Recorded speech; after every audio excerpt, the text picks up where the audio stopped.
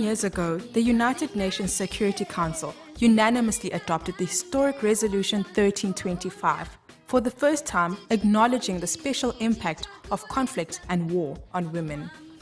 The draft resolution has been adopted unanimously as Resolution 1325, 2000. 1325 outlined a vision for protection of women in conflict, for participation of women in peace processes, and for empowerment of women in conflict prevention. 1325 signified the beginning of a resolve that is growing stronger day by day. In October 2010, Accord and its partners, the African Union Peace and Security Commission and the donor community, brought 80 of the top women leaders and thinkers of Africa together in Durban at a high-level seminar, Resolution 1325 in 2020, looking forward, looking back.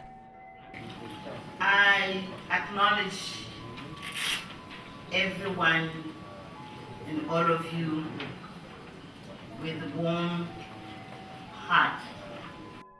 We, the women of Africa, came to add our voices to this resolve, to remind ourselves and the world that change has come.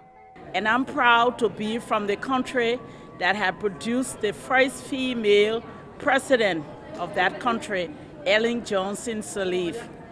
This gathering was a gathering of spirit, of will, a gathering of conviction. The very resolution we're talking about here, 1325, was a result of civil society activism.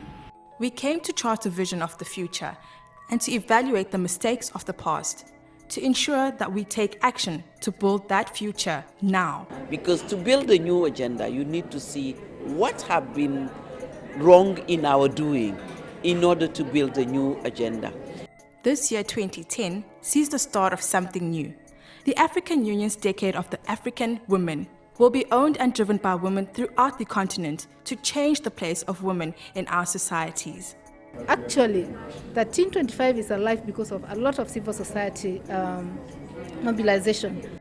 The new UN Women will also take a major step forward to elevate the position of women in the UN and tackle discrimination around the globe. I was very, very happy as a prosecutor of the ICC that the issues of justice were not sidelined.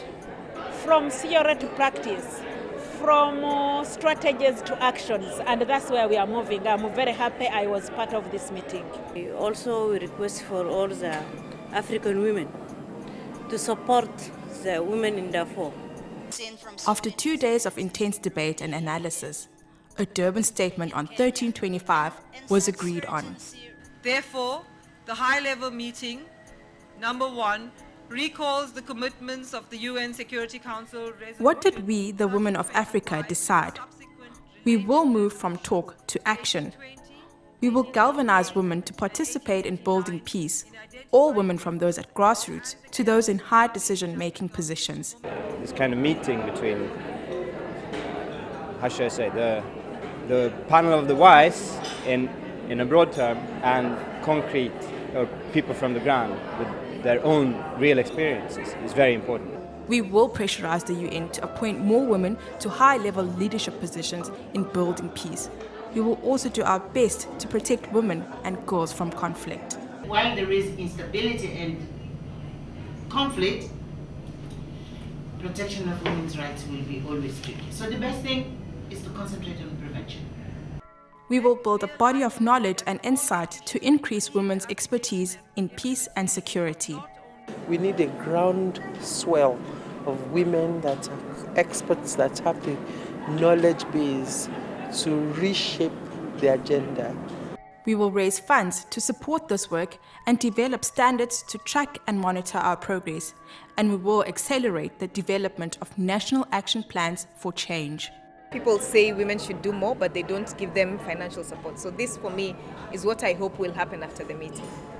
And then to put in place indicators to see if we are moving forward or we stay at the same level.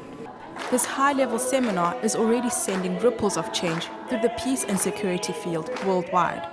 Accord is tremendously honored to play a role in service to this movement. I think most of all is the issue around solidarity.